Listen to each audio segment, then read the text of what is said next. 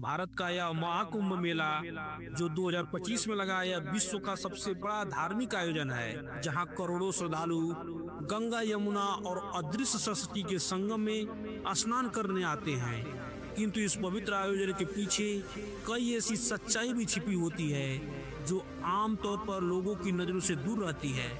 यह कहानी एक ऐसे व्यक्ति की है जिसे महाकुंभ मेले में जाकर इसे अपनी आंखों से देखा और महसूस किया।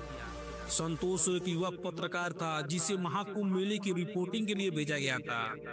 वह इसे केवल एक धार्मिक आयोजन समझता था, लेकिन जब उसने वहां जाकर इसे करीब से देखा तो उसे कई ऐसी बातें पता चली जो उसे अचंभित कर गई।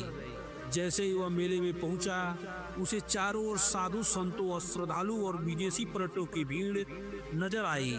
नागा साधु अपने शरीर पर भस्म लगाए घूम रहे थे, वहीं कई कथावाचक गंगा महिमा का गुणगान कर रहे थे। लेकिन संतोष ने महसूस किया कि इस मेले के पीछे एक बहुत बड़ा आर्थिक तंत्र भी काम कर रहा था। संतोष ने देखा कि गंगा स्नान को मोक्ष प्राप्ति का साधन बताया जाता है, लेकिन यहाँ हर एक चीज पैसों से जुड़ी थी। धर्मशालाओं में ठहरने के लिए मोटी रकम मांगी जा रही थी, भंडारों में खाने के लिए कतारें लगी थी और पूजा पाठ के नाम पर लाखों रुपए दान दिए जा रहे थे। एक साधु से बात करते हुए उसे पता चला कि कुछ बाबाओं के पास करोड़ों की संपत्ति थी। वह आश्चर्यचकित रह गया कि जो लोग स्वयं को सन्यासी कहते हैं, उनके पास महंगी गाड़ियां और बड़े बड़े आश्रम कैसे।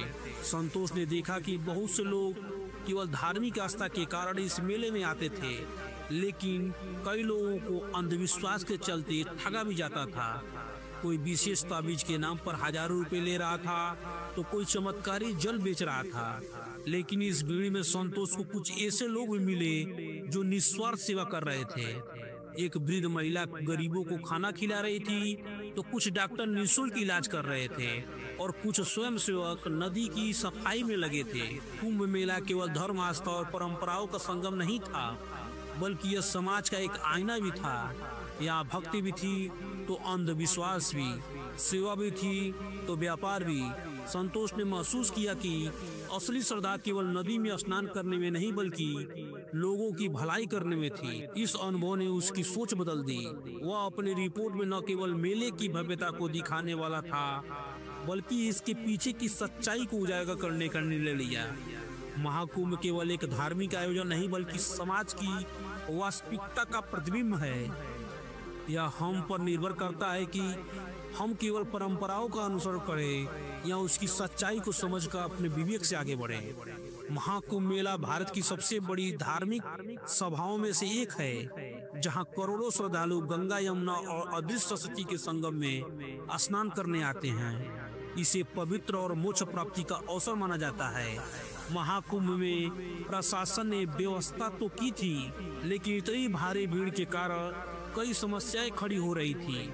लेकिन इसको बहुत अच्छे तरीकों से इस भीड़ को मैनेज करके बहुत अच्छा सुविधा देने का काम किया।